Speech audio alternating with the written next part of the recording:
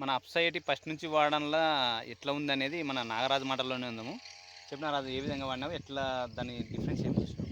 అప్సైట్ అనేది మన అడుగు మందులు వేస్తే కన్య మందుని కన్యగారి ఇచ్చి చెట్టుకు అందిస్తుంది, ఏరుకు బాగా అందిస్తుంది. భూమి కూడా తేమ పదును పట్టుకుంటుంది. వాన వచ్చిన మందు మంచిగా కరుగుతుంది. అడుగు మందు పై మందులో కూడా వేసుకోవచ్చు. పై మందులు వేస్తే కూడా ఆకుకి మొత్తం నీట్గా పట్టిస్తుంది. వాన పడినా ఏమన్నా పోదు.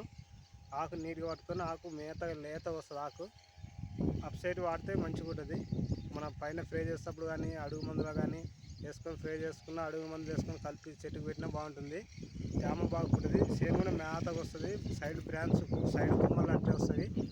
లాక బాగా వస్తుంది, లాగా వస్తుంది. గ్రోతింగ్ కూడా బాగుంటుంది. గ్రోతింగ్ కూడా బాగుంటుంది.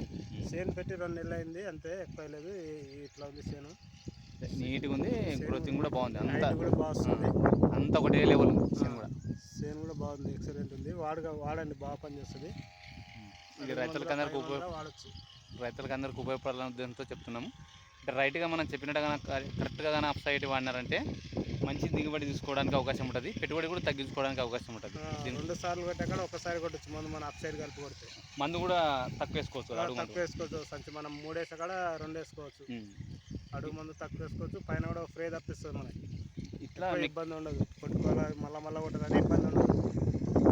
అంటే మనకి తక్కువ మందులతో ఎక్కువ పంట రావాలనుకుంటే మీరు దీని గురించి పూర్తి ఇన్ఫర్మేషన్ కావాలంటే నంబర్కి కాల్ చేయండి.